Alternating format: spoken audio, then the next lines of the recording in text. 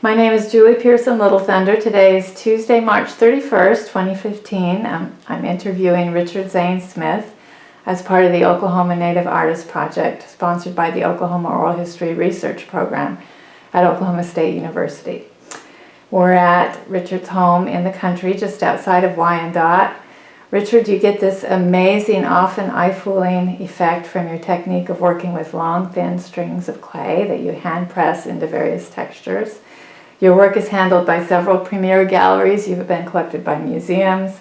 You landed here in part because of your Kansas Wyandotte heritage, but besides working in clay, you've been very involved with Wyandotte language reclamation, among other cultural activities. Thank you for letting me talk with you today. Oh. Koeo materu, sohahio de jatse, ne Richard Zane Smith. Anyon ye tarae, me de rome de Wyandotte, awa tuten, me awaya tontura, ne nomaketate hamita ye tutasque konhe, ne awaya tontura, ne de jamais. I introduced myself in the Wyandotte language. My name is Sohahio in Wyandotte. I'm of the Bear Clan, and I'm a Wyandotte man. And I also said that today, I'm happy, to that you've come, and that you're here, and so I'll be glad to. It makes me glad that I can do it. Yeah. Where were you born and where did you grow up? Actually, I was born in an army hospital in Georgia, which I probably spent about, maybe 6 months. That was in Augusta, Georgia. So, but you were sick. Were you not well when you were born, or are you talking about? No, I was like a $7 baby in the army. My dad was in the army, so actually my sisters were cheaper. They were $5 each. They didn't have that little extra $2 job that they did to the boys, which was a scary thing. But and then so I grew up though in Baldwin, Missouri. Actually, it was a little new suburb at that time. Kind of these little tiny little houses, all actually made for vets, coming back from the Korean War. So it was kind of a neighborhood a lot like this, as far as with the same kind of trees and the same flora and the creeks and the ponds and all that. And so until I was 14, I was raised up there. Let's see, it was 1969. My folks moved into the city of St. Louis, which was a shock for me, and it was a little difficult. I never really got used to the city, and although I did the best I could, learned a lot, but that's where a lot of the artists started in there. I mean, I was doing it before. I wasn't really that great with academics. It seemed like whenever the art cart came along, I was in my element. We kind of mentioned what your father did for a living initially, that he was working for the military. Did he stay in that position, or did he? No, it was just, I can't remember whether he was drafted or whether he just, put in a couple of years to get started. He was an artist.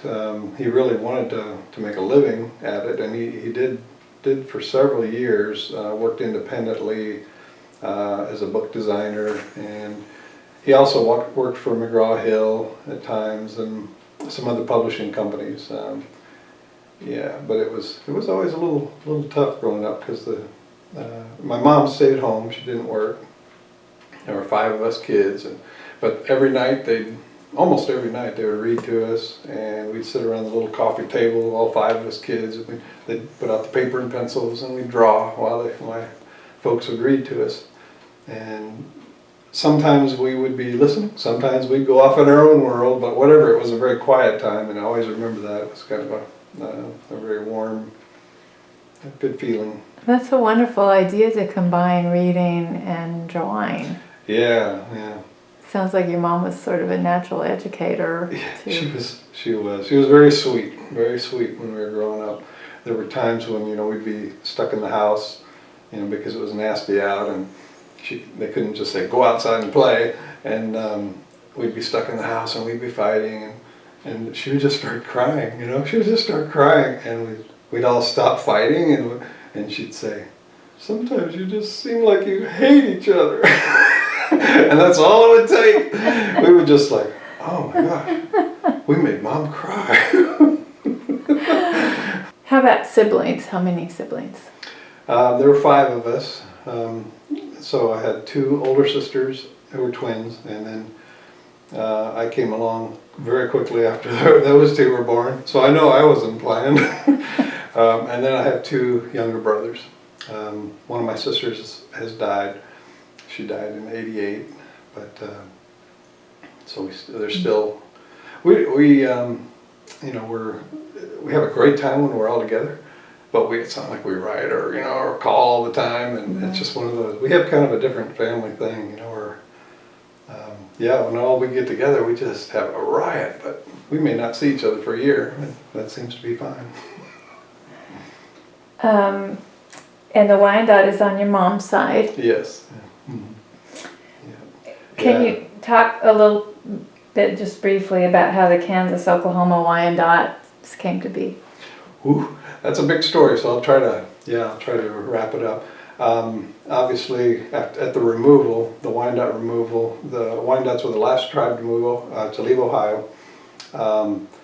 They didn't plant that year because they had been promised that they would be left, so they waited until it got to be fall. And they finally were given the okay to go to leave, and those who were traveling by steamboat packed up wagons and walked and, you know, went by wagon all the way to Cincinnati, where they caught steamboats. The ones who wanted to keep their cattle and horses, they had to go overland. But they all came got to Kansas area. The details of that trip are all written down, which is kind of interesting. It's really interesting to hear. But they settled Kansas, excuse me, with the Shawnee, near the Shawnee and the Delaware.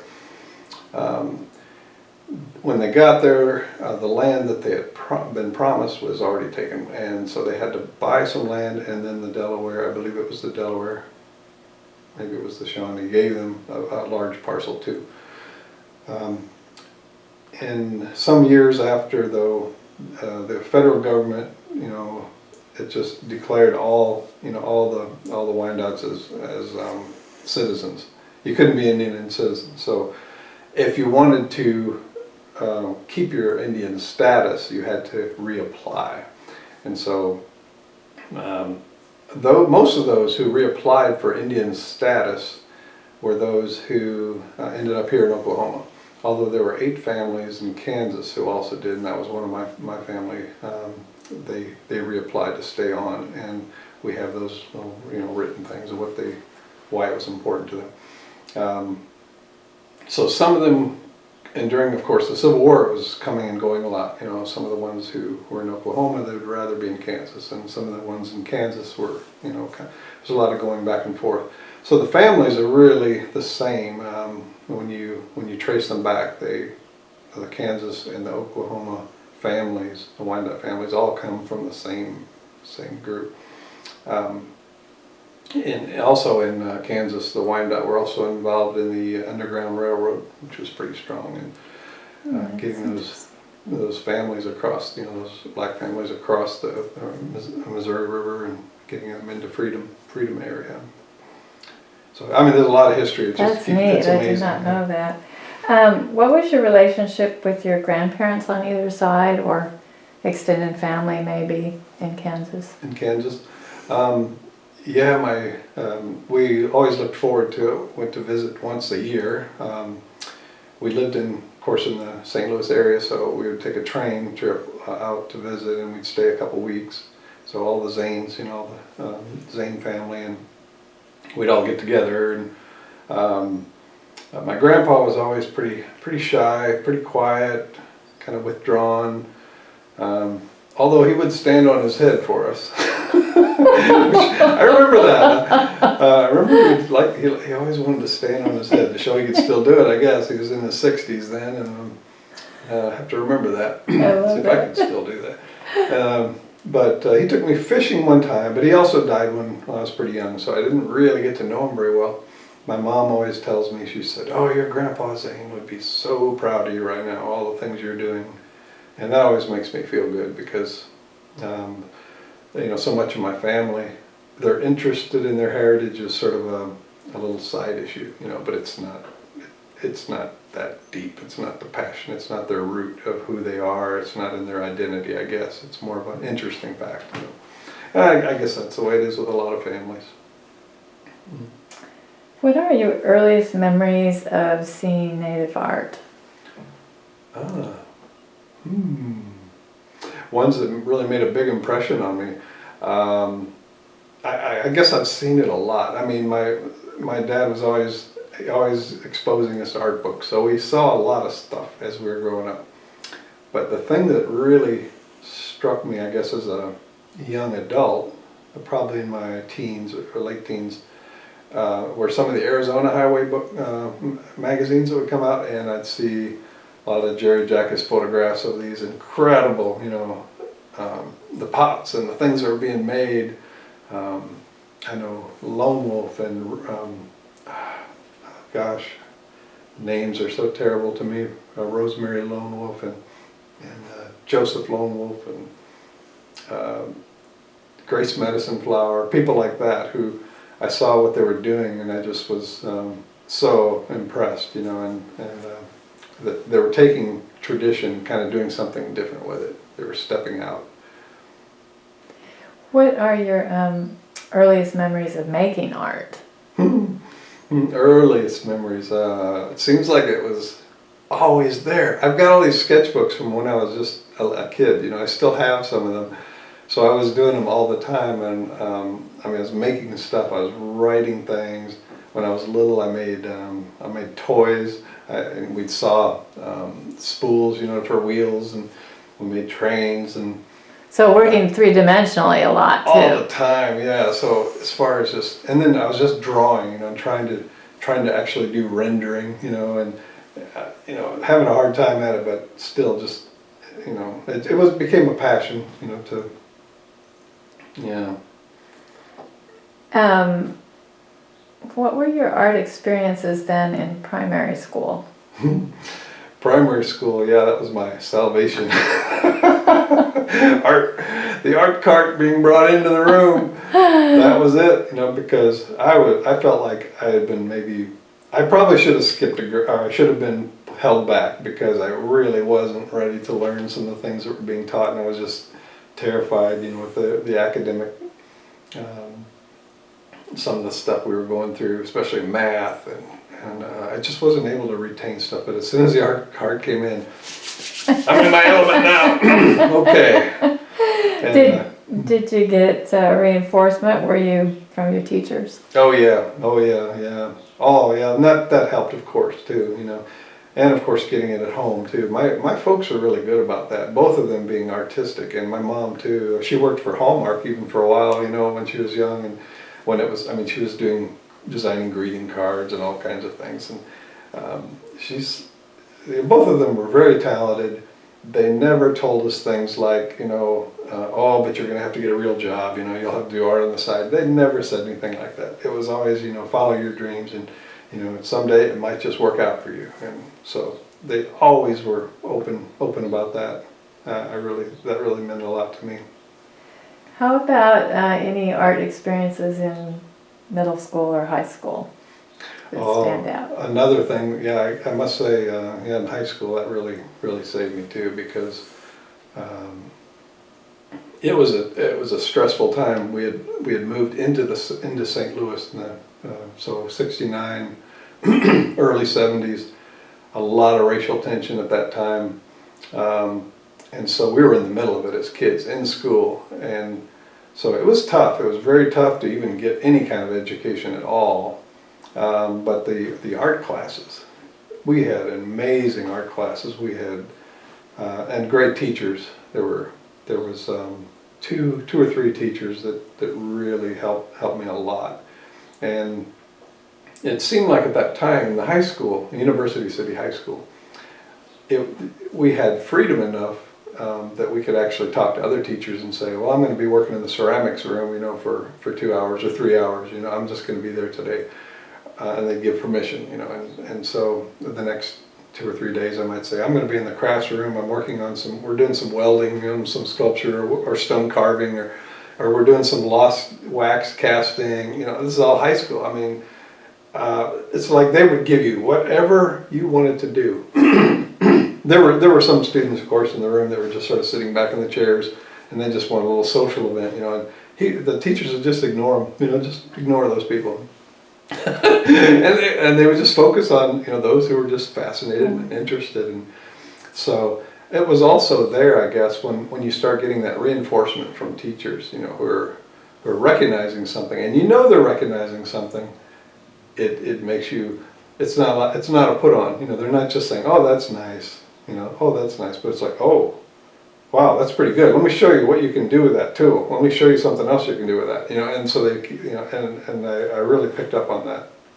I was also kind of a survivalist kid. You know, it's like I'm gonna make my own way. You know, so I really was. I was a hard worker. I'd wake up early. I did a lot of leather work when I was in high school.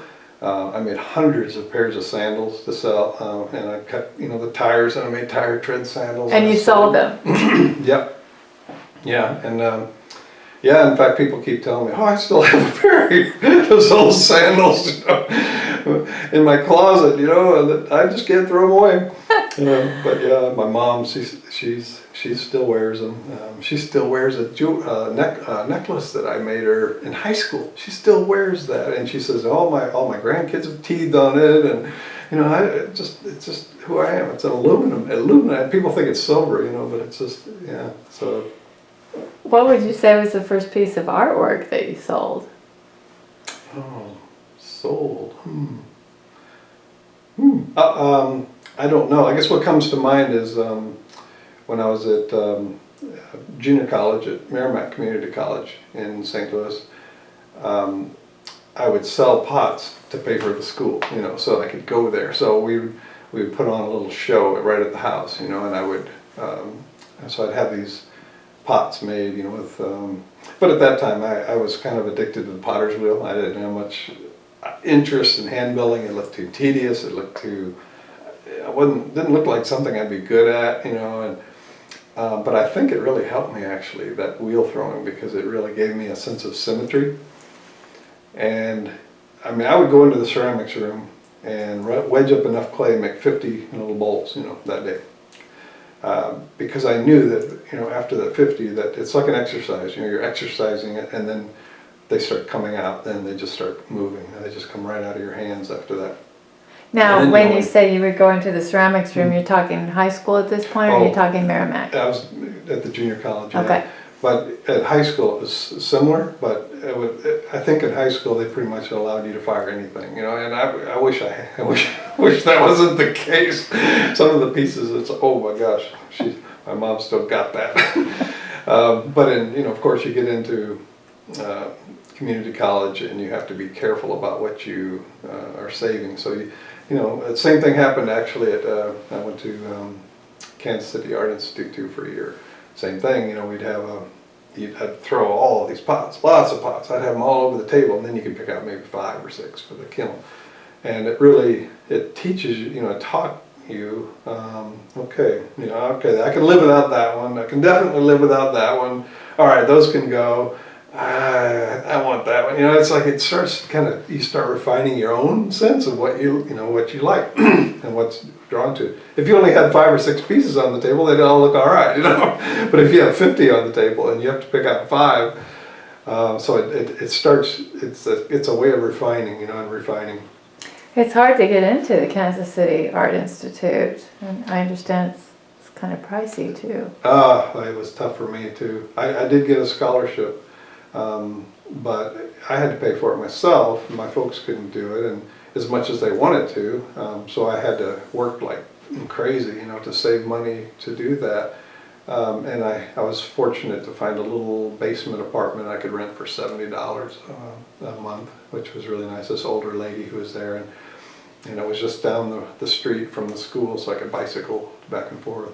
But I was on a limited budget, and I had my food budget was $30 a month. I had to. My goodness. I had to. I mean, when I went over that, sometimes I did. You know, I was like, oh, you spent $40 this month. You know, you can't do that. You know, so because it was my savings. You know, and I didn't have. So these shows student shows would come up, and of course, you know, you try to sell your pieces. You know, at the school, and some of the kids would get mad at me because they'd say, "You're underpricing us." You know, you're. I said, "Yeah, but it's like I just need sales right now."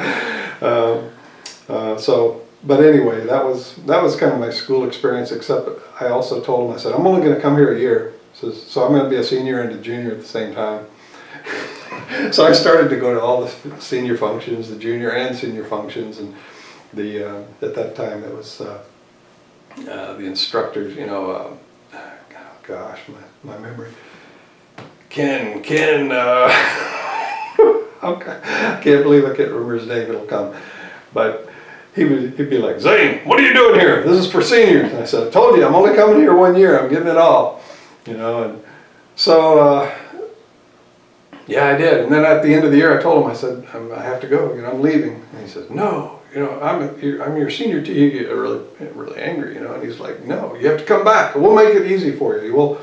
We'll get you scholarships. And at that time, I was also, I mean, I'd already decided, you know, I think I'd had enough too. And I was just ready to move on. A degree meant nothing to me, you know. I just want information. I wanted to know how to fire kilns, you know. I wanted to know how to mix, you know, glazes, slips, and I felt like I had I'm ready to do this now. You know, I just want to do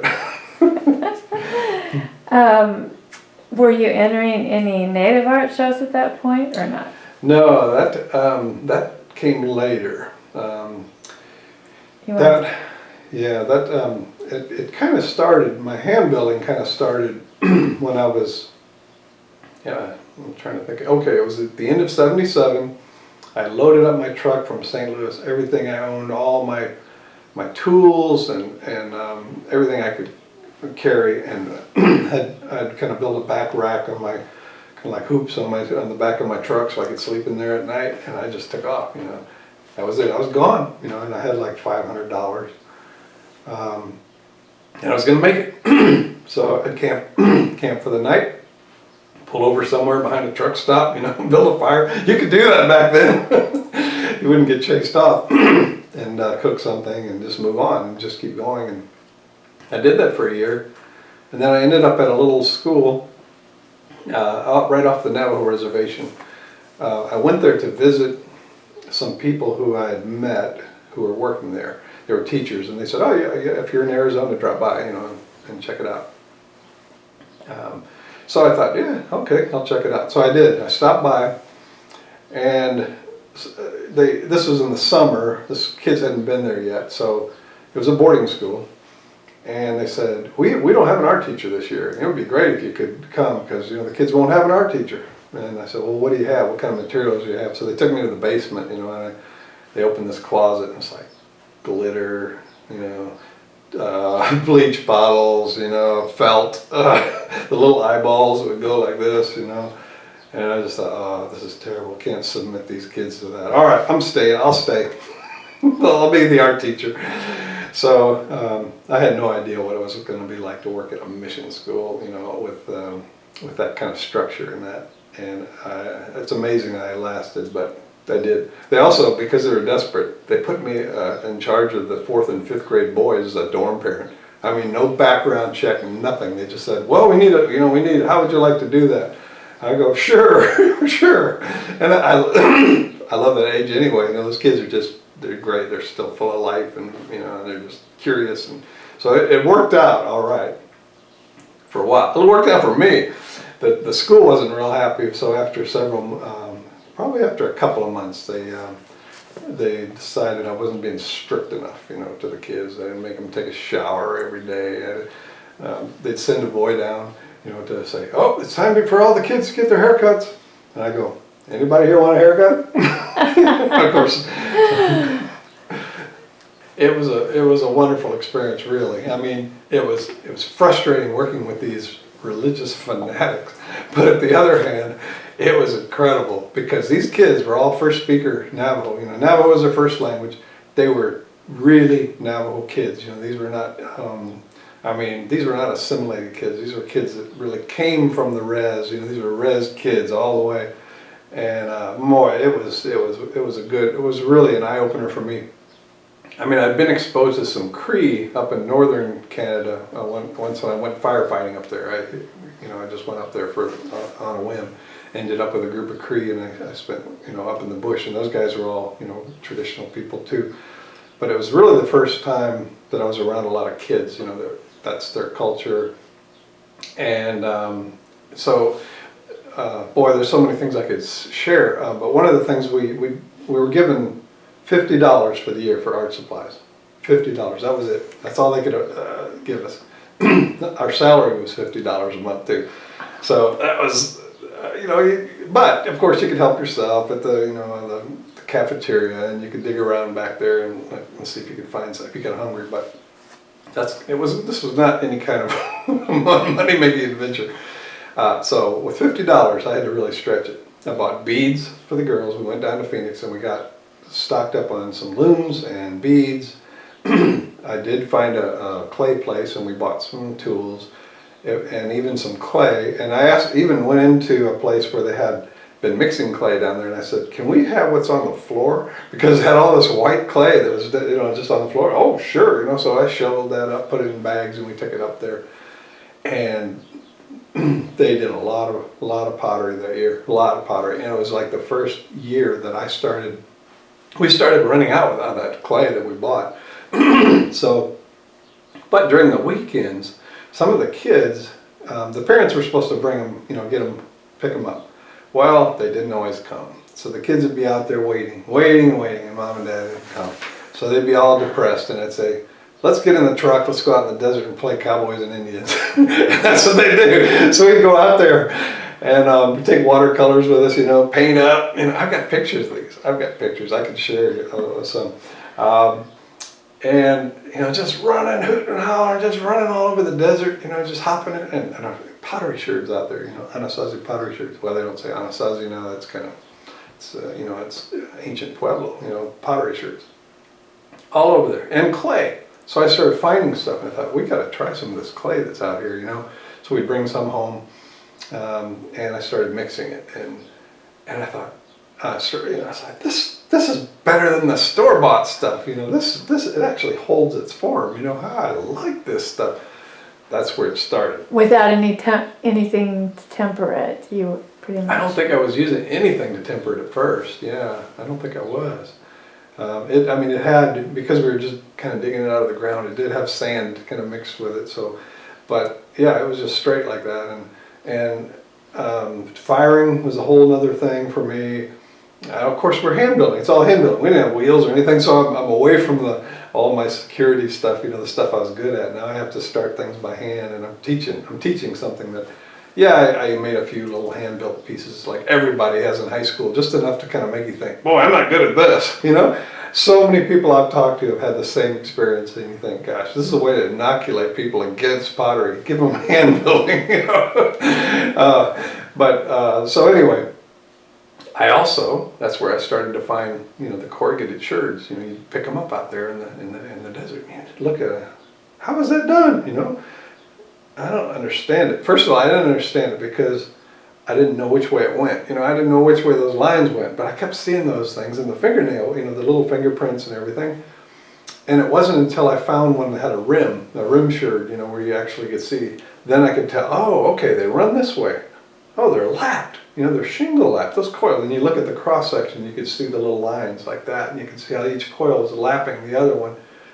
I gotta try that. So I took a sherd back, this is all kind of like on the edge of BLM land, but it was on private property. And I'd take a sherd back and say, I'm going to make a piece like that. And I actually have sherds from my first one. The pot didn't survive, but I do have sherds from the sherds from the idea. And you could actually see how I learned it just from doing that pot, because they started getting a little better. as the coils went up, I was like, okay, I think I'm getting it. I think I understand this. And part of the key to that is good clay. Is you have to have a clay that gets sticky and it sticks to itself well and holds its form. And so that's kind of where it started. That was in 78 and 79, yeah. How long did you stay there? One season, but that's where I met my wife. She was a teacher there, fourth grade teacher, and I just kind of kept an eye on her. I mean, because it seemed like the kids really loved her. They were always hanging on her in the playground, just leaning on. All the little girls would be leaning on her, and she was watching me because she'd watch me go across the playground, and all these little kids would be at those little metal swings, and or at those little, what do you call them, little spinning ones, the merry-go-round. Merry-go-rounds. Yeah, they'd say, push us, push us. Sometimes it's the first words they learn, I think in English, is push us. So, I'd get, okay, come on, everybody on. Boom, boom. I'd get those kids flying so fast, some of them would go flying off, but they were tough. These little kids were like indestructible, man. They were just amazing. If they got scratched or if they got hurt, they would just sort of whimper a little and then they start laughing, because that's the way they were raised. You pick yourself up. And, but yeah, can't even imagine what that'd be now, today with all the rules. And but she was watching me, and I was watching her, and so we started to have this little friendship. We started to meet together and talk. I guess I was the one doing all the talking, and but anyway, that's where we met. So, what made you decide to leave then? I couldn't stand working with the kind of people there. There seemed to be a lot of hypocrisy. Part of it was they didn't let the kids speak Navajo in the classroom, and I was trying to learn it. I was trying to learn it as fast as I can. Kids would come up and help me, and finally I'm counting. It's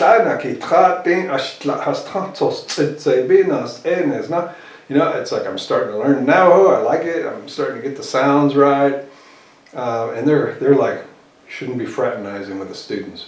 You're a teacher. You're not supposed to be sitting there on the propane tank with the kids. And it's like, so there was this attitude. That you're like a sergeant or something, and I couldn't deal with that after a while. And plus, they were fighting with each other. The staff, because their religious ideas were different than this person's religious ideas, and so they'd even argue at sometimes even during a devotional or something they're having.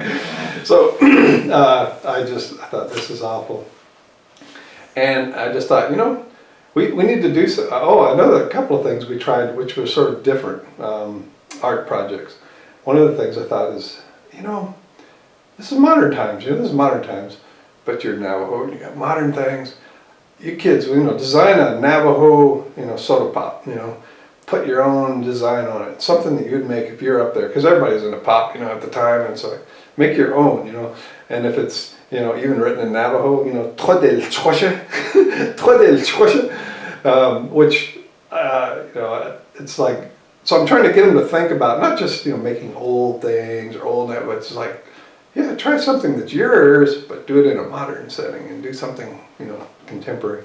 And even at that time, when I was making hand-built pieces, I'd be pickup trucks on them. And so, I was already kind of playing around with those ideas. So I'm kind of pushing edges. Once I learned the techniques, the ancient techniques, I'm already kind of starting to push it.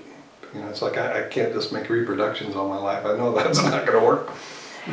Where did you find your first venue for those, as you say, that new technique that you learned of the That was an texture? Amazing thing that happened. That was an amazing thing. And we were at that time, 84. We had been married for, we'd been married for a couple of years. We got married in that spring, 79. And we hit the road, Carol and I lived off the road. We didn't have money, again, we were only making $50 a month, so we didn't have a lot of money. And we lived on the road, worked up in Washington, Idaho, on a ranch.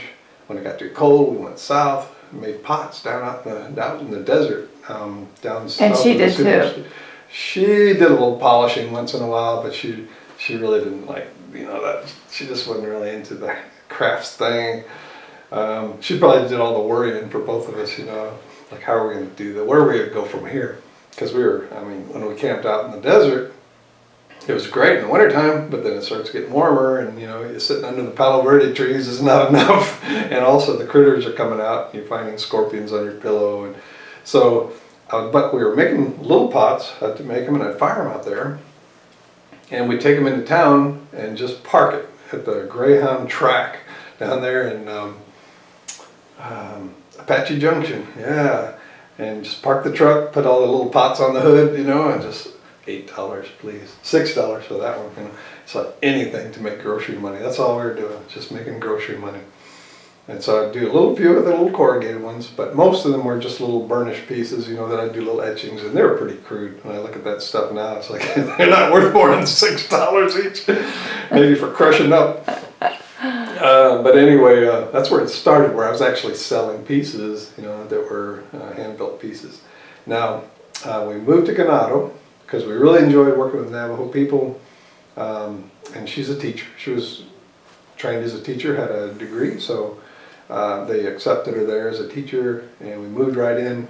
Eventually, we got to this old stone house that was near the lake. We got to rent that place.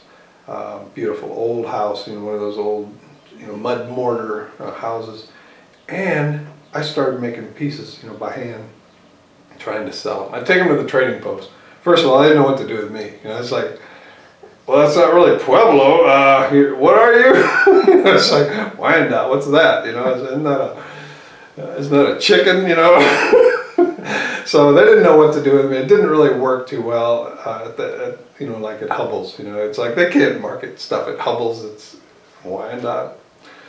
That was discouraging. But then I found out about the Herd Museum was doing something down there in Phoenix at one time. And I thought, oh, I was making some big corrugated ones. The first big one I did turned out really nice. It had a great flashing on it. I've got a picture of that one too. Yeah, I had no idea what was coming. That picture, I'm just standing there like this, holding this pot. How big was it? It was about like that, but it was big for me, you know. And right. And I'm holding this thing, and we decided, let's just take it down to the Herd Museum. They're having this art show down there, you know. Maybe I can sell it, make like a little bit of money. And but it wasn't the herd market. It was just a impromptu kind of. I'm not sure because it might have been. But I didn't stay, you know. I kind of dropped it off and they took it all, and they put me in a certain category and all that, and they said, you know, so what's your tribal affiliation? I'm Wyandotte. Oh, that's great. We haven't had any Wyandottes, you know. And so put it on there, and I took off, came back home, you know. But I was still in the mindset that that's only going to be something I do on the side, you know. I mean, there's no way I can do that for a living. I set up a stoneware kiln out there. I was starting to make cups and bowls and stuff like I was doing at school. And you had got yourself a wheel at that point too. Mm-hmm. Yeah, decided, well, maybe that's what I should do for a living. I can do some, but it took a lot of wood, you know, to fire a stoneware kiln. And I was feeling a little guilty for that too, using up, you know, good chiz, you know, good firewood from the res there. But it was one time when I was firing that kiln, and it was getting about 10 hours in the firing, and I mean, it's when you're throwing the wood in like this. It's getting burning so fast, it's gone. So I got a call, and it was one of the judges, you know, at the Herd Museum. He calls me up and he goes, yeah, it was one of the judges down at the Herd Museum, and before I tell you anything, who represents you? And I go, represents me? What does that mean? He goes, well, he says, I have my own gallery, and I was one of the judges, and I just thought, you know, if you haven't been represented by any gallery, that I'd like to represent your work. And, oh, by the way, your piece got Best of Pottery this year, you know. I thought, you gotta be kidding me, you know. So that's how it started. And did you sell it too? You have prize money. Yeah, and it was sold, and actually, I actually put 3 pieces in. The other 2 I kind of forget about, but one of them was one of the little polished ones where I had like a little scene inside around it, a little kind of a modern res scene, you know, around it. But I don't know where that one. I have no idea. Nobody it's gone. But the other one, the corrugated one with the corrugated texture, nobody'd seen that stuff before, I guess. Or they hadn't seen it done like the ancient ones had been doing. You know, Acoma do a kind of corrugated. It's not quite the same, you know, as what I'm doing. So, I mean, it's similar, but it's different.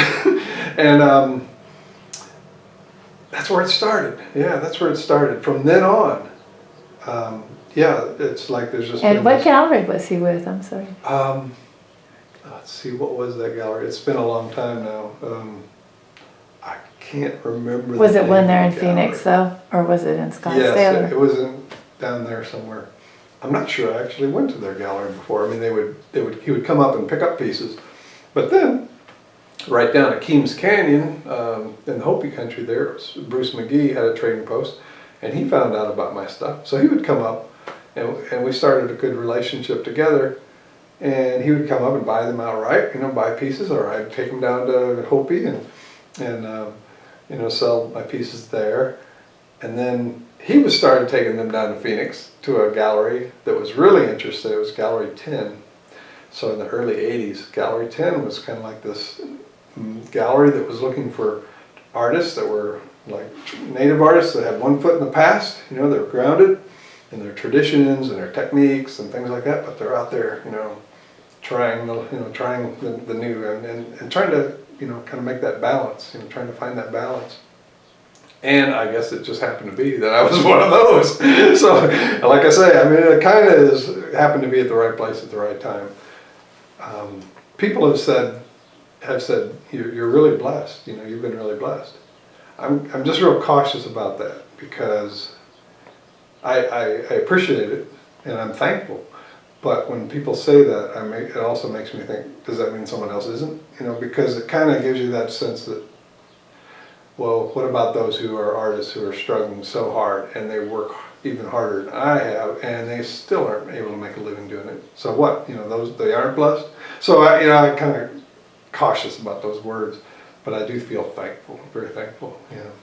So at your, as you're really gathering steam then, maybe by the early 90s, are you dealing with a number of galleries? Are booth shows important to you, or is it mainly gallery shows? Galleries, yeah.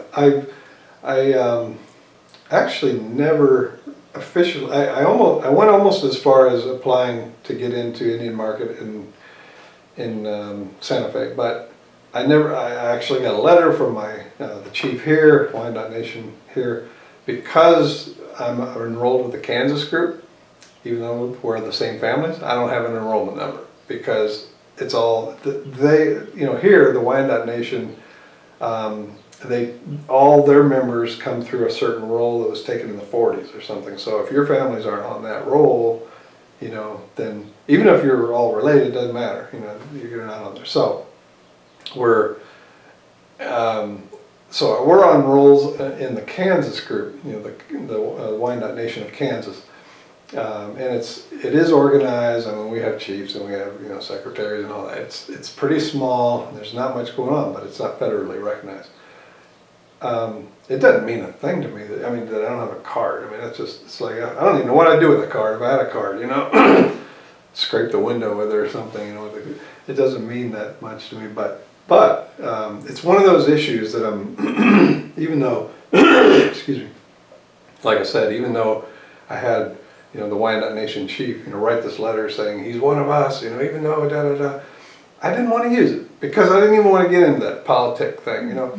Plus, there's something else, and I've gotten even stronger about this later. I'm opposed to competition, artists against artists.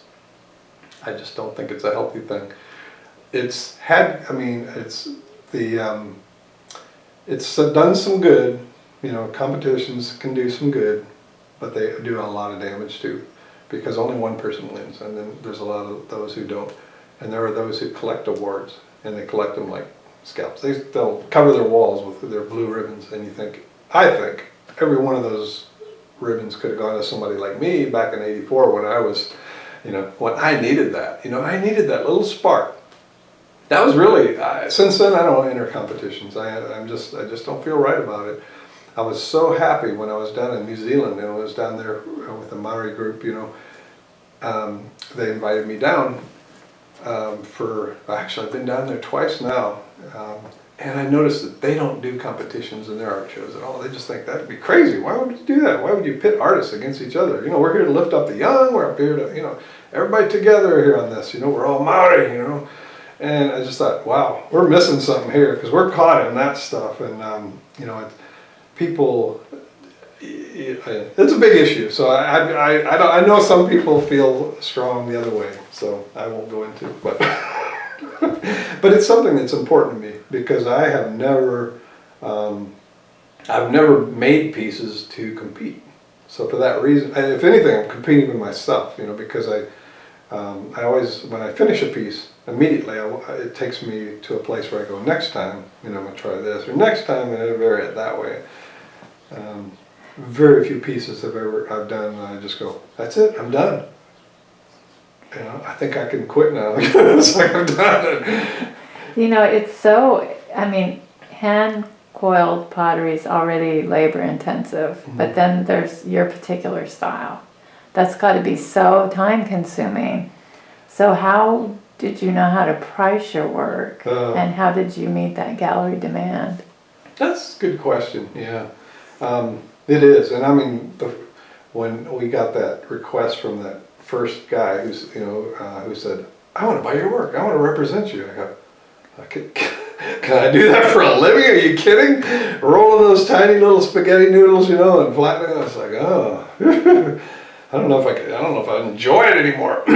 But after a while, it's kind of like it becomes a rhythm, like knitting or like crocheting, and you just kind of do it.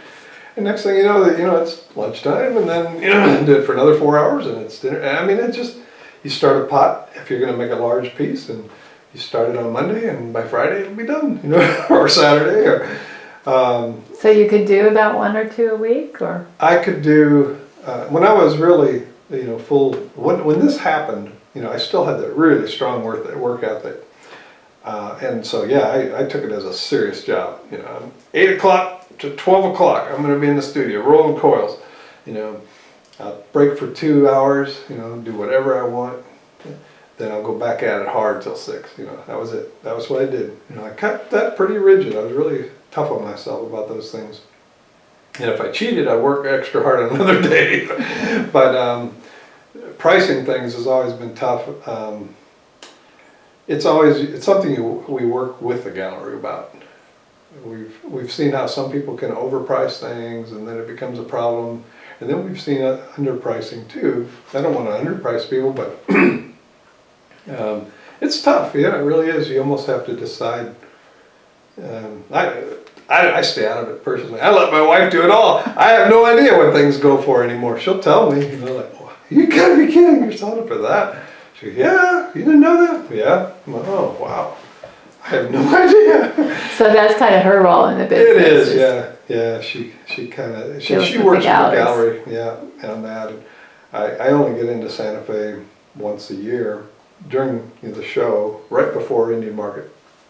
They always have a show. It's usually on that morning. So Blue Rain Gallery will have a show that morning, 10 o'clock. We've been doing that for so long now. It's almost, you know, kind of standard. And several artists have talked about, oh, Richard always has sold out shows.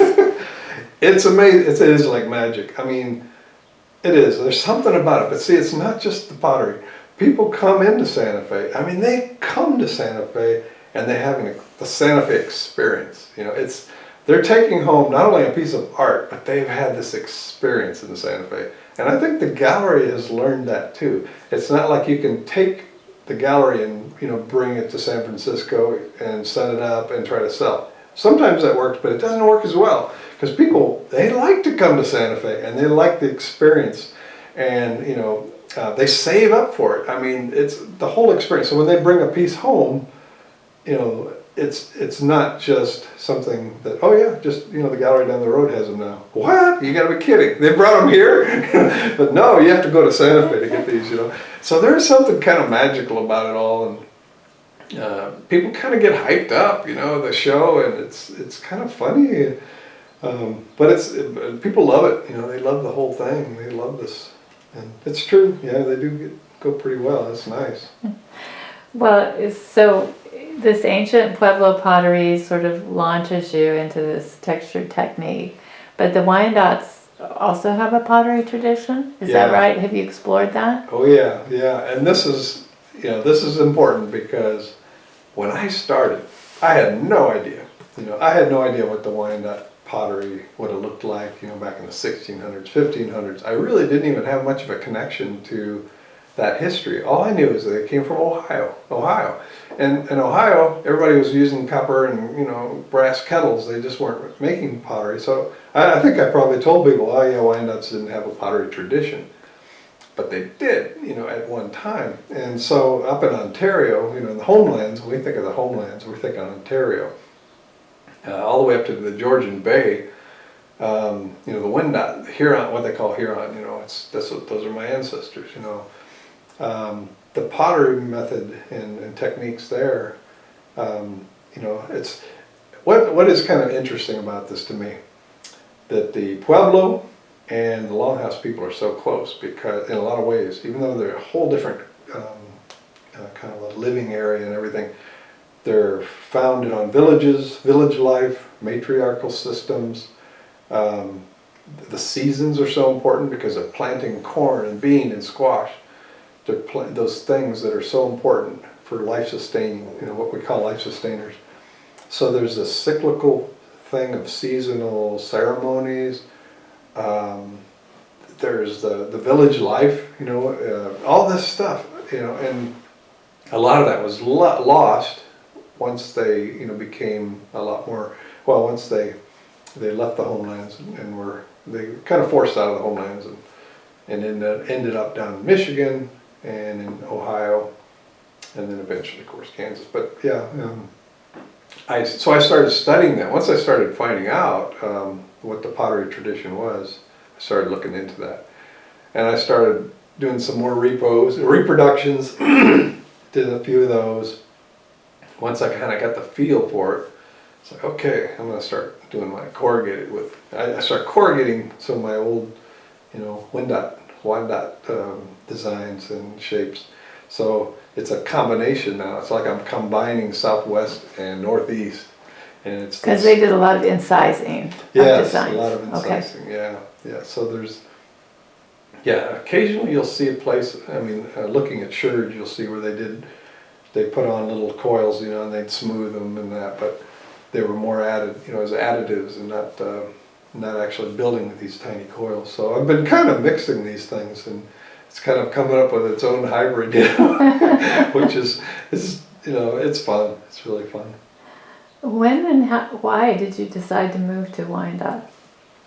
I had started back in early 80s writing to the Wyandotte Nation to see what language is available, what's there, and they'd send me, a list of words, here's a few words, 20 words, 20 sentences, and to me it was like a treasure. And then I met this historian, Charles Aubrey Buser, who just was an elder at that time, an older guy, white guy, but somehow he got into Wyandotte stuff, and he lives out in Maryland at the time, and he really got into it. There's always somebody out there, that just, and he did. And he was studying up on it, he was going to museums, he was just investigating. I met him, started talking to him, and he started sending me some recordings of Wyandotte, recordings that were done in 1911. And that just blew me away because it was like touching the ancestors. It was like having them reach you with a voice, coming through, and you're listening to these voices. People that were born in Ohio, as free Wyandotte people, that were not forced in Ohio. They chose to live in Ohio. That's where they were born, and they're singing their songs. They're singing those traditional songs and that's what's really started sparking it. We were living in Navajo land. I was picking up Navajo, just enough to make me dangerous, make people think I knew Navajo, but I don't know that much. But I was like, well, what about my own language, what about my own stuff? So I started, really investigating that, and that's where I started uncovering some of these things and so I started writing to the tribe. And became a good, a lot of letters back and forth, and then I started making trips out here and did a pottery class or two. And we did. I just thought, wow, there seems to be some interest. There wasn't as much interest as I thought there would be, but what it did do is it brought me in contact with some of the people who are traditionalists in this area. When I brought in, I just volunteered. I'm going to be here 2 weeks, and we're going to do clay, and we're going to do pottery, in the old Wyandotte techniques. I wasn't going to teach the corrugated, that's Southwest stuff. That's Pueblo people should be teaching that, not me. So I felt like, I'm going to teach our own stuff. And so we had Seneca Cayugas there. We had Quapaw. We've had a couple of Wyandotte show up. We had some Cherokee, of course, Annabelle and Victoria. They came. And Victoria helped me out with one, and we did a workshop together, which was fun. That was a lot of fun. That was hilarious. She's a crack up, And we had a good time together, and then and we just started thinking, well, maybe, because I'm working with language. I'm using these prayers. I'm making prayers. I had by that time I had a lot of language material, and I was taking sentences and words out of narratives, that were Wyandotte phrases, and I was, I can use that in the sweat lodge. I can use that right there. So I'd start saying that word or that sentence over and over, and it had all the inflections, and it had all the little nasal marks and all that, so you knew, how it, as close as you could know, how it was to be sounded out, and I'd start saying those, and as I started saying them, they started singing, so the songs started coming. Some songs, I still have a lot of those that are sweat songs. We use them in the sweat lodge here even. So you have a sweat lodge. Yeah. But it's so there was a lot of prayer that went into this, just about just kind of being open. I fasted and I'd sweat, and I had visions. Powerful visions and dreams that were just amazing. I haven't had anything like that in a long time. But they were all telling me, about the roots, about, listening to the water, being like the salmon going up the current, and, staying in the midstream and staying against the current, fighting those currents, not ducking behind the boulders and resting too long. You have to keep this up. It's a continual struggle. And recently was able to get it tattooed on my arm, and some of it was done right here with just needles, and that, and then others were done down in New Zealand, Aotearoa with the Maori did it, tapped it in, which was really great because these guys do kind of spiritual stuff all the time. So it's like, okay, we can do this, you tell me your story, I'll put it on your skin. But anyway, these things started happening. And I started feeling that there was a group of people that started to get interested in our culture, not just about understanding it as a museum and interest, but let's wake it up, let's get it going again. Let's see if we can revive these things, and we're doing that now. So one of the ways I started with language, I had adult classes. I've had adult classes here at the fitness center. That was great. I got to meet a lot of people that I hadn't really known, and then started working with the school at the Wyandotte Public School. I just went over. My wife and I'd go over and bring puppets, and for 7 years we just show up every Tuesday or every Thursday, whichever day was right for everybody, and all day we'd be there with these kids. And when you had these huge classrooms of kids all sitting there, the entire third grade or the entire sixth, we didn't do sixth grade. Fifth grade was as high as we went. But you had to do something where you can keep them all. And so I started writing songs for kids.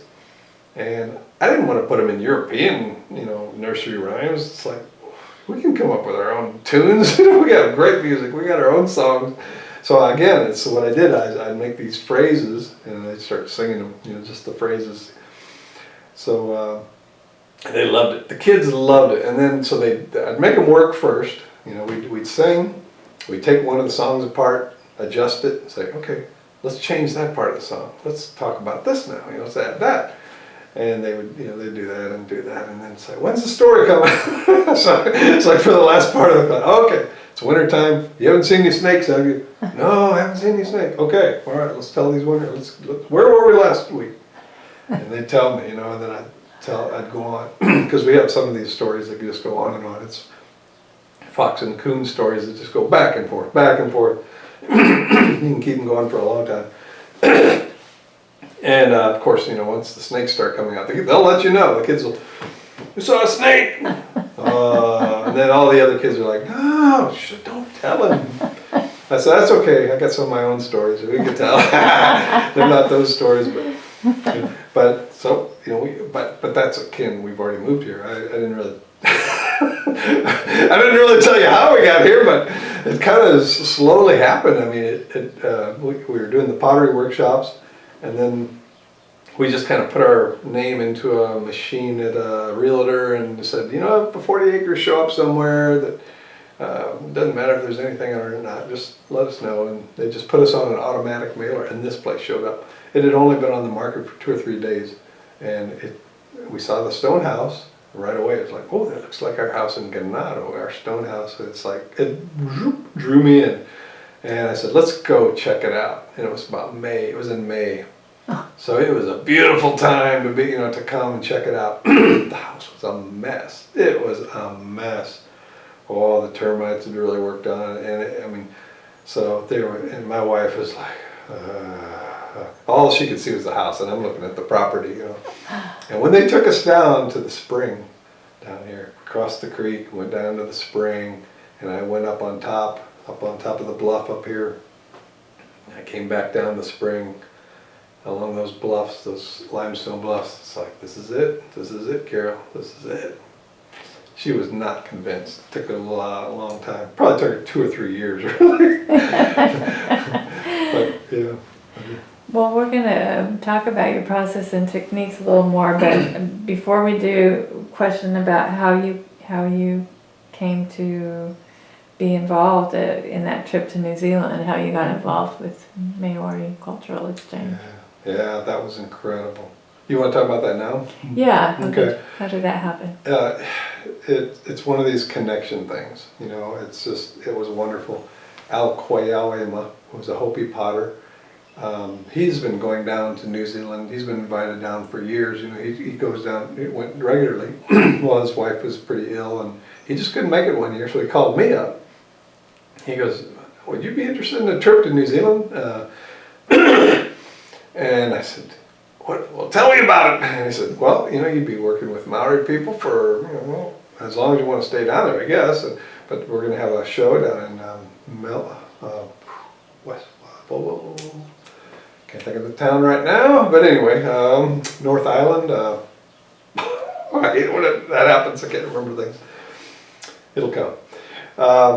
But he says, "Are you interested?" And I says, "If you are, I'll let you start talking with some of the Maori people who are setting this up. It's going to be a Maori market. It's like they do in Santa Fe. It's a Maori market. No competitions, of course. He didn't tell me any of that. I didn't know anything about that, but." I said, yeah, that sounds great, And there's a group of potters down there. They call themselves Muddies. And they have their own little organization, and they kind of probably like your 501 status, and where they can apply for grants, and they have their dues and whatnot, and they'll bring an artist down for a while. And so I got to go. I was chosen that way through Al. Al let me know about it, and if it hadn't been for him, it would have never happened. And we hit it off. I was down there for 3 weeks, and I'll tell you what, it's so amazing. When you're down there and you're among the Maori people, and they're telling you the history of their island, and it's almost amazing. I was just amazed, because we'd be driving along, and they'd say, see that mountain there? There was a battle that happened there, and this chief, he did this, and he went over to the edge, and he fell up there, and it's like, he went over there. It's like the whole island the stories are everywhere on that island. And when you see the women with their chins tattooed, traditionally those are the ones that can recite their ancestry back to their first arrivals, 800 years ago. So, there's a strong, and then of course got to visit some immersion schools. Oh my gosh, that was incredible. I brought my puppets too. So it was neat. I got to tell a story. Of course, I had to do it in English, and they'd allowed for that because I was a visiting artist. And but I got to tell Wyandotte stories down there, and I had an immersion school with these little kids. But the little kids, they met you outside and they did their haka. There was a little guy there, bare-chested guy, a little kindergartner, out there. It was so cool. And brought in. They would sing the welcoming song, and be welcomed in. It was a wonderful experience. I made connections, down there that are just still there. So last year I was there again. Last year I went with a group of all indigenous people from all over. I mean, we had a lot of islanders. There were Samoans and Hawaiian and some from Australia. Aborigine from there. There were Northwest Coast carvers. There were some Iroquois people, which was great because we all sing similar songs and we could do things together. We could, do it at Doha or something. We could sing those things together. And it was for 2 weeks and working together under a big tent. Just artists working together for 2 weeks. And with food that was incredible, a big cafeteria right at a marae, so you're in a tribal area, and the people are taking care of you, and they welcomed us in. They gave us the formal ceremony. We brought in a canoe. We actually walked this big waka. We walked it in up to the onto the marae, singing. So we had people singing with us, doing the welcoming, the responses, and the marae itself. They were singing there outside of their building, and singing those chants and welcoming us. So we came together, and when we went inside, there's a special, they stand in line and you go past them and you touch their heads, you do the hango, and once you're there, you're part of it. You're a part of them now. So so it was wonderful. It was wonderful. There's a whole group of clay people, wood carvers, painters, printmakers, jeweler, Denise Wallace was there with their jewelry, and it was amazing. It was just so amazing. Everybody's on fire because they're all interested in the same thing. It's all about retaining culture, and trying to bring back, awaken it, whatever's sleeping, try to wake it up, reclaim it, and allow it to infuse your work. Just let it come in. Not like you're forcing it, but just let it come in. And so when you're around a bunch of Maori, man, and then you get on an airplane full of, Pakia, the white people, all of a sudden it's like the temperature in the room just kind of goes, it's cold. Around all that warmth, that mana, they call it mana, that wonderful Maori mana. Sounds wonderful. Yeah. So talking about your process and techniques a bit more, you work with hand-dug clay, is that right? Everything that you work with? And do you get it all from here, or are you getting it from other sources as well? Near the Wyandotte area. I won't go into specifics, but basically anything under Wyandotte, all the way up to Kansas border. It's like all you got to do is dig down there and you hit this yellowish, greenish, grayish clay, and there it is. It's just everywhere. Wherever there's shale, that's a good place to look. Where people are digging ponds too, you'll notice this sort of yellowish kind of color. Yeah. That's that clay. And I'll tell you, it is the best clay I've ever worked. It's and again, you don't have to add really too much temper to it. I do add some temper to it. Yeah, I add crushed flint to it. But you don't have to. Annabelle never really added anything to hers. She didn't work really big. Annabelle Mitchell, I don't think she added anything at all. So you can get away with it, but I like it just because it keeps the shrinkage down a little bit, to add something. But it's so nice, and it takes a lot of different temperatures. It doesn't. The Arizona clays are very temperamental. Boy, you could build really thin and tall, but they were temperamental, and they had gypsum crystals in them, and that gypsum, once it's fired, it turns to plaster, and so if it swells in humidity, it'll make these little pits. So where the Arizona clays, you see my pots in the old times, it's like you see the little white specks. It's the little markers. Oh, it is Arizona clay. Yeah. you use clay slips, but you also have other techniques for creating color. Yeah, I use mason stains to mix with the clays, and basically the most simple thing I do is if I get a mason stain and a clay slip, they all go through a 200 mesh screen so that I can brush them on and there won't be any grittiness at all. But I start everything with half and half. So that's just, I like that, half and half. You know? So you take half stain and half slip. Mm-hmm. So to make a, let's say to make a green, you know, or something like that, I'll use a forest green mason stain, which is basically a bunch of minerals that are all ground together, and then a very fine clay, you know, half of that dry form, and mix them together. Now if I want those shades to go to black, then I'll make a black, and then I do all the shades in between, you know, so I'll have the green going all the way to black by just, you know, changing, and I use a gram scale for that. So I may have 8 different shades in between, and that'll give me, if I run out of one, I know exactly how to replace that. You just get the most amazing, as I say, trompe l'oeil effects from combining form and texturing. And I'm wondering, when you see a form, do you already know how you want to texture it when you're thinking about a form, or do you discover that as you work?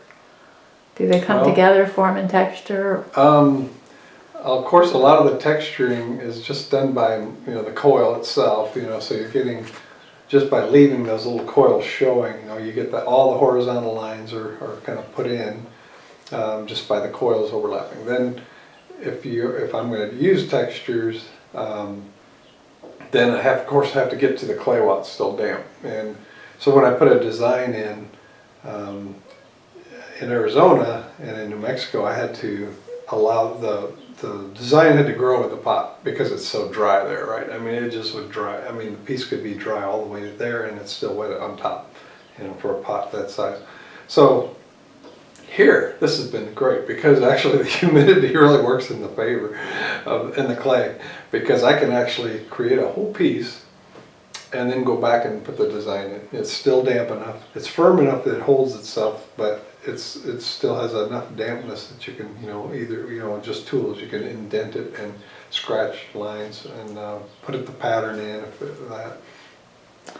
Well, you know, it's just like looking at some of your pots. I mean, you know, you think about like a shell or feathers or a corn husk or a gourd. It's like, are you striving to evoke associations with other natural objects in your pots, or is that just something that happens accidentally in a way?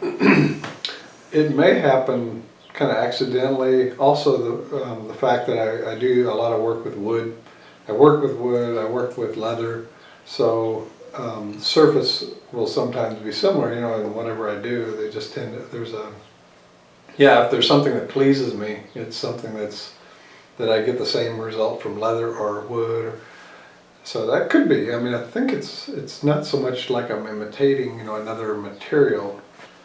It's just maybe it's just the aesthetic. I guess it's just an aesthetic that I am drawn to. Like very glossy surfaces, I don't do that often, you know, because to me, you know, it doesn't work with my pieces as well. But I do like them smooth. I like things that have just a little bit of a shine to them, you know. So sometimes I'll just be brushing it, you know, with a brush, you know, just to get a little bit of a sheen, you know, so that when it's fired, there's something that catches the light. But then some surfaces will be totally matte, and then maybe the rim will be, you know, have a little bit of a sheen to it, but more like a leather, you know, like a shiny leather. So maybe it is. Maybe it's just more of an aesthetic thing.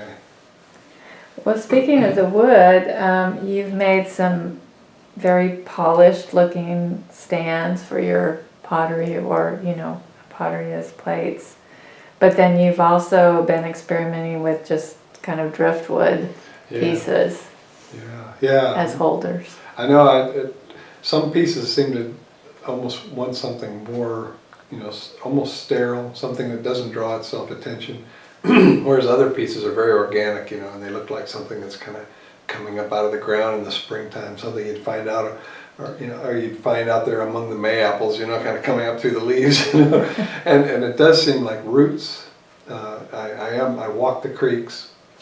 This is a great time of year to go hike the creeks, especially like Sycamore Creek. The cottonmouths are still a little slow. You can see them on the bank sometimes, kind of. But it's warm now. You don't want to be in the water when they start getting a little more feisty.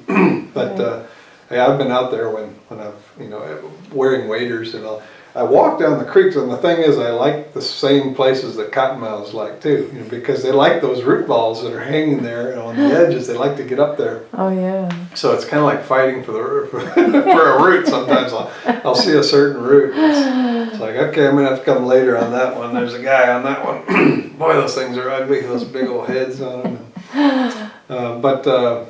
Yeah, there's something about roots, and I think it has a lot to do with all this stuff, this cultural stuff, because it's underground. Now it's exposed, like the creek, when it floods here, and it hasn't flooded in a couple of years, but when it does, whoosh, the creek changes. It's like going through a new creek, and it's really neat. I love going through a new creek. It's our own creek down here will all of a sudden become new. And new rocks, new stuff, atlatl points, if you're lucky, or some flaking tools and things that just show up. But the roots, they're exposed, and then you get to see what's going on underneath, and things that are wrapped around rocks and stones. And I love it when roots go apart and then they come back together again, and they make these. It's like, where is the sap flowing? It looks like it's going to go around and around, isn't it? So yeah, those are pieces that I like to integrate into my work with handles. Or another inspiration for me for those things have been the whole, the discipline of basket making, of like Japanese basketry, which is a whole art in itself. And the masters, these guys that have done these for generations, and the skill level is just unbelievable. They're splitting their cane and everything to the finest degree, and but I respect that. I really respect that craftsmanship, and when I see that, I probably end up having more respect for craftsmen and that intense follow through and developing of skills than I do of just when I think of just modern art. I think I connect more with it, and not to say that one's more valid than the other, but I connect more with the craftsman and the craft and the skill level. When I was down in New Zealand too, it's the same thing. When I was with the Maori, watching the weavers, watching them work that flax. Oh, I got to do that. I got to try that. Can I take something? I want to try that. It's like, oh yeah. So how do you split those? Let me see that. Oh, can I try it? I just had to do it. I had to get in there, and just hanging out with ladies, the women.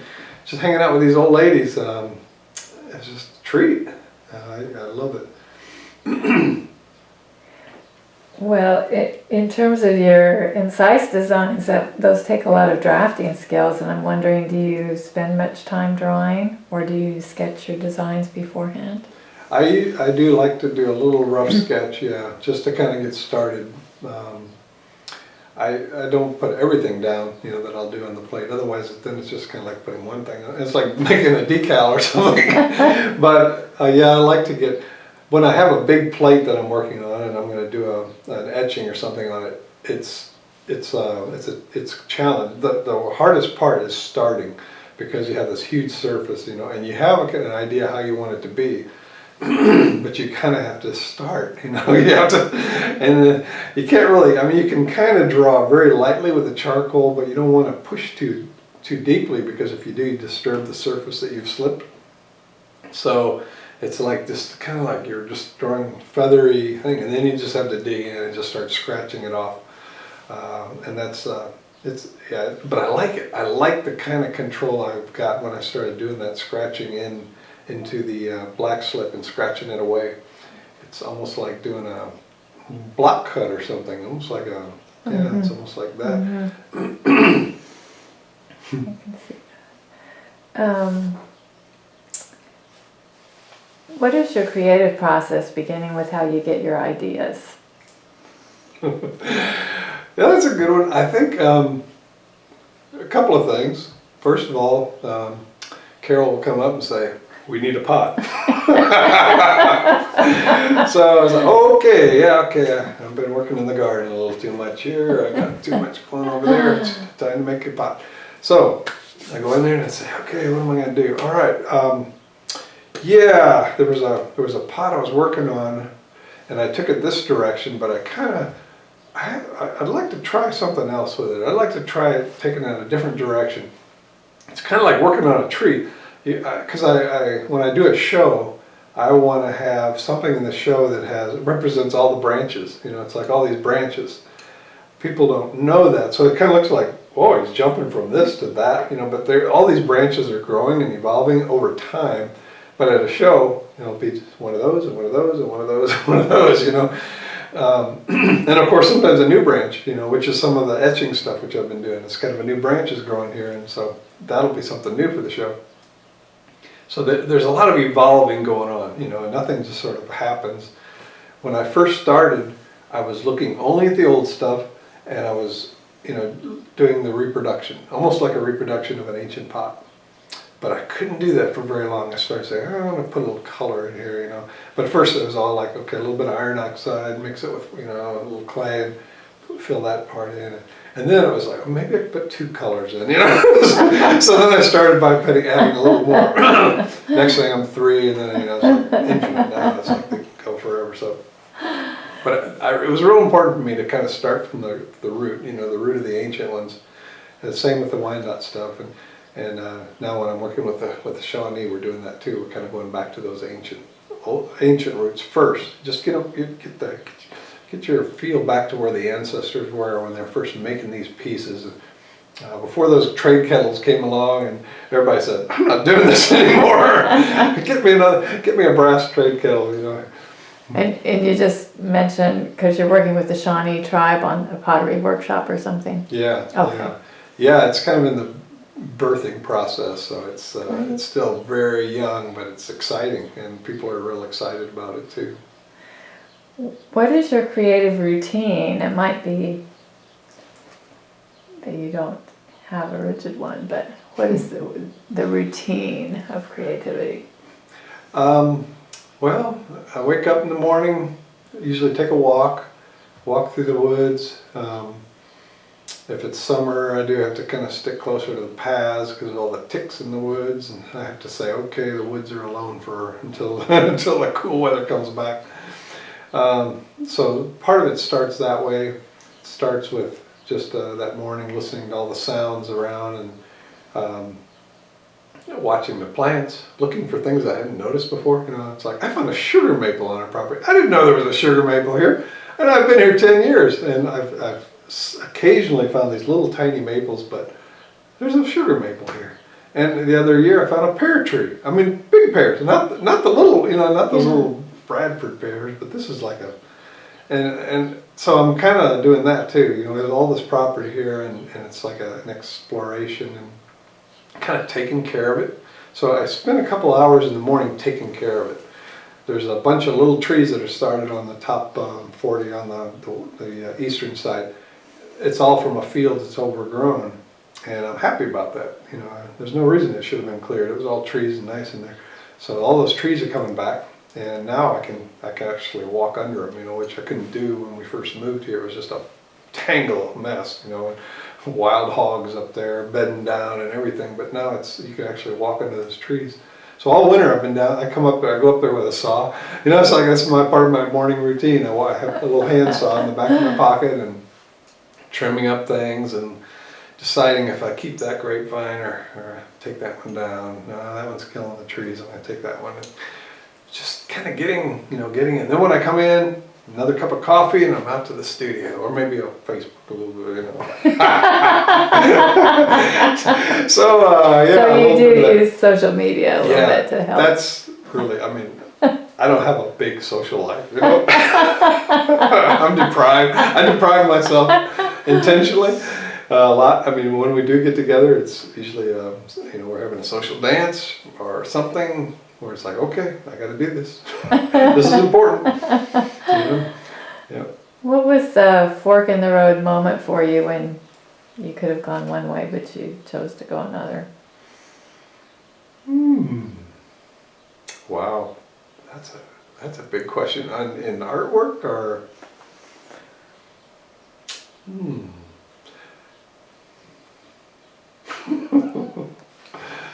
Ooh, well, I mean, I could see that the fork being partly where I was working on the potter's wheel a lot, and all of a sudden I started hand building with native clays, and thought, ooh, this is nice, I can do this, whereas before, I mean, when you're in school, you're young, you're arrogant, you want to please, you want to be the big shot, you want to be the guy who's really, I'm better than those guys, I'm better than those seniors, I'm a junior, I'm better than there, I mean, you may not actually say that, but you think that stuff, and so, I'm not going to do something I'm not good at. I don't want to do hand building. So in a way, that chance to be away from all that scene, that academic thing, and the whole ceramic studio, and you're alone. All you've got are kids to teach, and you got pottery sherds out there in the desert to look at, and you got kids that are interested in learning, and no tools. There you go, $50 for the year for your supplies. That changed a lot of, that set me on a whole different course. For firing, it's like, what do I do? And I just look around, well, we got some cinder blocks, I could kind of pile them up here, put dirt in them, It's just, you just kind of start improvising, and so I think that was a big turning point there. What was one of the high points? You might have mentioned it before, but might be one you haven't thought of yet.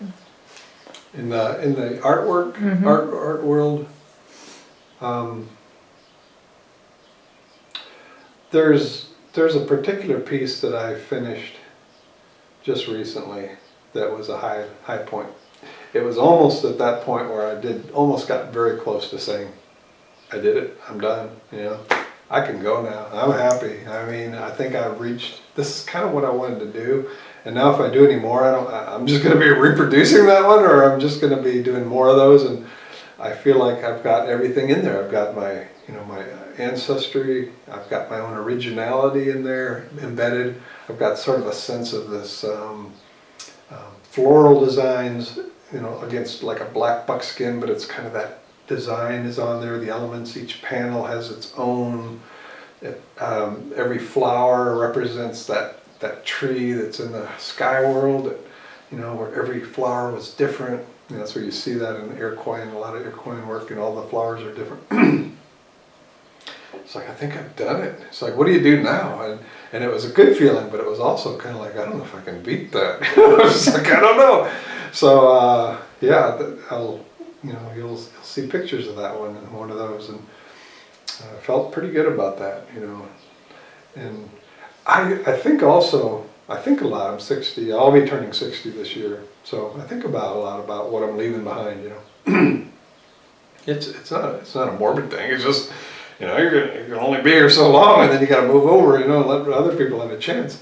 So I start thinking a lot more seriously about, what are you gonna spend your time doing? I want to be able to, I'm a speaker in our longhouse. So I want to learn those speeches really well. I want to be able to say them fluidly, but I also want to give them I don't want to just blah, blah, blah, blah, blah, like a Latin prayer or something. I want to give it some real character when I speak. I want those sounds to be, perfect. I want them, so those things are important. I'm still learning Wyandotte songs. There's still some songs I don't know yet.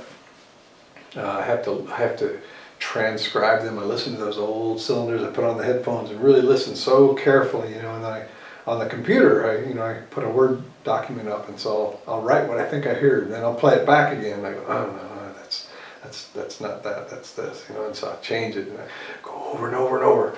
And when you first hear a song, it's kind of like nonsense. It doesn't, then you find the pattern in there. It's like, oh, there's a pattern. Here's the pattern. Okay, I got it. And then now I need to learn to sing it, and I need to learn that. So I've been doing that with songs. Some of our songs are, there's a Wyandotte woman's dance that we start, even before our ceremonies start. This is the person in 1911 who sang this one for Marius Barbeau said, this is a really old song. This is the oldest song I know. So when he's 1911, he's an old guy, he's in his 80s, and he's saying, this is a really old song. This is what we start it's a woman's dance song. We get the women who are all the helpers to dance this one, and the men sing this one for the women, and they dance that ground, you know, and they, with their feet, it's like spreading the earth on the back of that turtle. So we're representing that, you know. So the earth is being made right there. The women are spreading their feet just like Sky Woman when she came down and danced that earth around on the back of the turtle. So now we're ready for ceremony. You know, the women have done their thing, and now we're ready. So things like that are important to me. You know, I want to get it right, and I want to, and I'm still actually even adding songs to those. I'll find another woman dance song that, you know, those are things that are important. But yeah, just my time. I think about my time. I'd like to be able to offer classes to people, but I also think, you know, you know, I don't like to sound like I'm snobby about it, but I have to really concentrate on traditional people who are kind of traditional people who really want to revive traditions at this point. I don't like to cut off a class and say, no white people allowed. You know, I mean, I don't like to say that, but at the same time I think, yeah, but my goal, you know, is to see some of these old traditions come back. So there's just so much to do, but I think about that. I think about, you know, how I spend my time. What's been one of the low points? Low points has been kind of being misunderstood, I think. Yeah, I mean, being misunderstood, people thinking that, oh, who's this new guy here? You know, he's come here and he wants to show us how to be Indian or something, you know, and it's like, we've grown up here all our life. We know this, you know, what we're doing. It's like, well, yeah. So we have some problems. There are some problems with the community here because some people don't quite understand. And there's some suspicion against some of our ceremonial things too. There's been because of the way some of the people have been raised, there's been a fear, you know, of some of the traditional things. So Is this a church traditional religion split? Yeah, we've seen that quite a bit, and some of the tribal members here are very involved in their you know, particular brands of Christianity, which make those things suspect, you know, and very likely on the dark side, you know. So it's very difficult to work with people like that because, you know, as soon as they have that, they're convinced of that, or they're even suspicious of that. When you suggest them, or even when you want to sing songs, it's kind of like, ooh, you know, you're working for the other side, or you're, you know, on the dark side. There's that feeling sometimes I get, you know, that people don't understand that these came up from the ground here. You know, these are our ancient roots. These are just as real to us as the blood in our veins. You know, it's there's nothing spooky about these songs. You know, these are our traditional ways. These are. And there's a ceremony we have the Wyandotte words for this person talking about these ceremonies, and he mentions something about when the people feast together and when they dance together, the peace will come back, peace will return. And I think about that, and I think people are missing out because they tend to think of this as a competition, almost like competition again. You know, it's like I'm competing maybe. And so yeah, it's been very discouraging at times, but I also understand that that's just the way it is. You know, I mean, it's just the way it is. You have to, if it's important enough, you just have to keep going. You know, you just have to keep at it, and hopefully people will realize you're not out there to try to, you know, you're not there to scold or you're just trying to help. You're trying to help. You know. I think in some ways, maybe I do feel, you know, like I've been giving some kind of insight, you know, like I see things in a different way, and maybe that bothers people that they think, well, you just think you do. I don't know. But because of the passion for language, and when you start using the language, it starts becoming part of you. Mm-hmm. And you realize what you've lost, you know, because you're using a language that it's not at all like English. It's not the same thinking process. So you're beginning to use the same patterns that your ancestors used. It's like making for the first time starting a fire with a bow drill, and that, you know, these are ancient. I mean, these are so ancient. Making your own arrows and bows by hand, but you're connecting by that. There's some kind of connection that happens. You know, when you pull back your own bow that you cut on your property, and the string on it is from a dog bane that grew up on the side of the hill, and you're shooting an arrow made from hazel that grows right there on the bluff, and the turkey feathers that were, you know, you found down there, and the point that you chipped out of a piece of flint down there. This bow might not have ever left the property. Its whole life was right here. You know, maybe the turkeys left. You know, maybe they were, but there's something about that. You know, I feel a connection. You know, there's something there. Like there's a connection. Nothing necessarily magical or mystical about it. It's just there's something very rooted about that. Roots again. Well, we're going to pause a minute and take a look at your artwork. All right.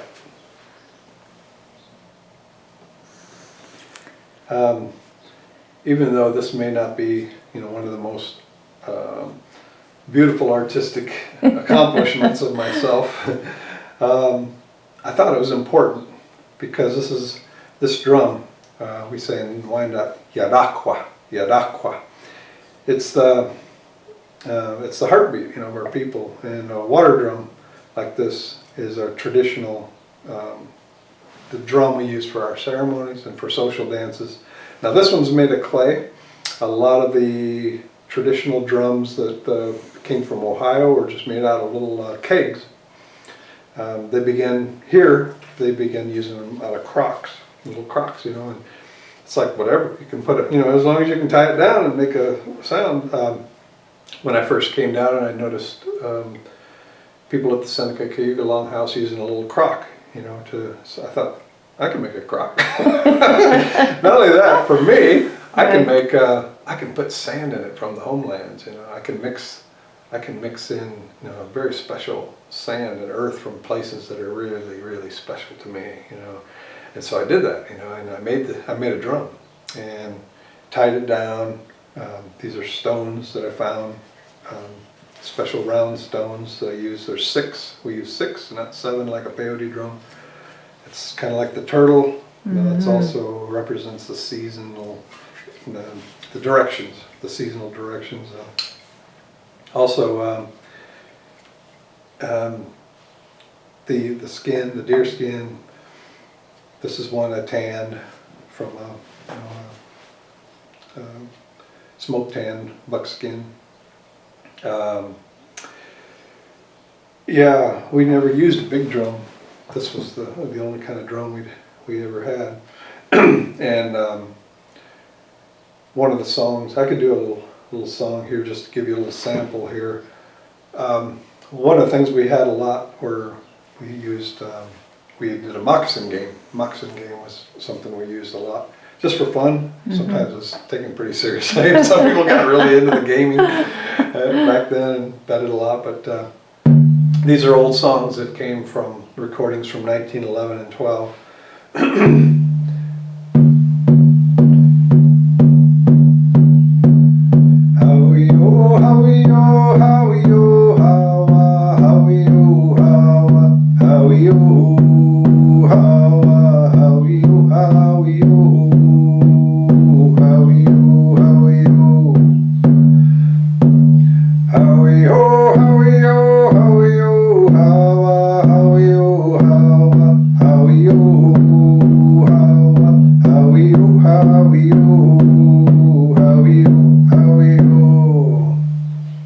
Here's another one, moccasin game song. We hey ha, we ah hey ho, we hey ha, we hey ha, we ah hey ho, we hey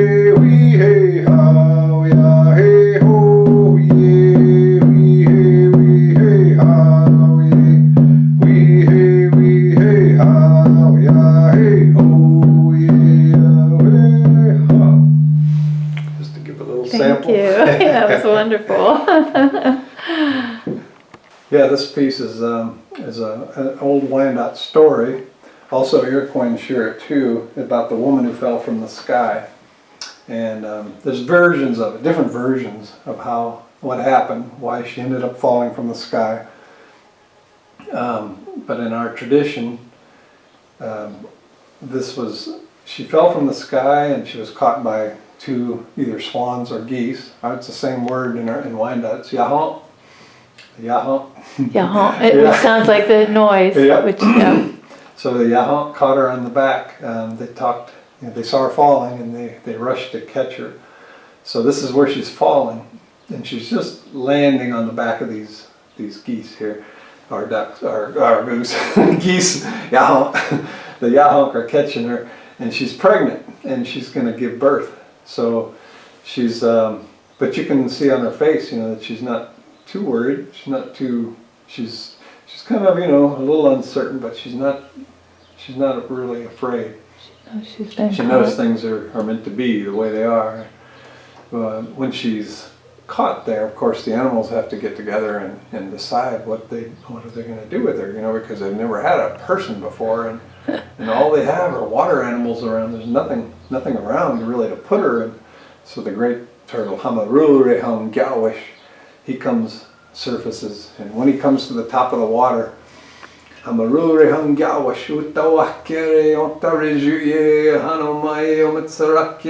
goes on and on about he comes up out of the water, and the water streaming off his back, and he says, she can live on top of me, or she can put her on me. And so the geese put her on the back of Hamarureham Gyawish, the great mossback turtle.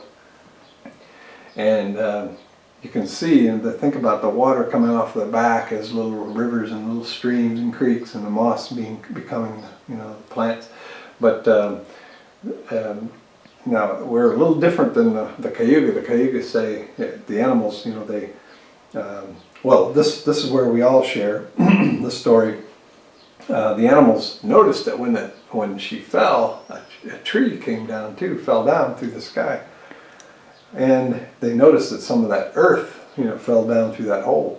And they thought, well, that must be part of her homeland. We need that. So it was all water. There's nothing, nothing, just water.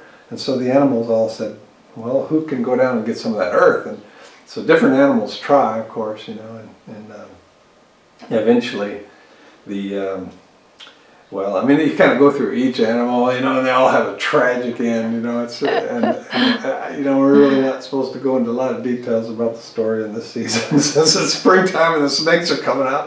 But basically, the toad is the one in our story. Katon Squatye comes up and she dies, but she has a little mouthful of mud, and because she sacrificed, her life, and she kind of went and right up to the turtle, and the Sky Woman took that earth and sort of spread it on the back, and then she danced. And that first song that was ever heard, on the world below, was a woman's dance song. So she danced that, and it's called a shuffle dance, which is where the women's feet don't really leave the ground. They just do the shuffle as they go around, and she's spreading that earth. And when she started to spread it, the earth began to grow.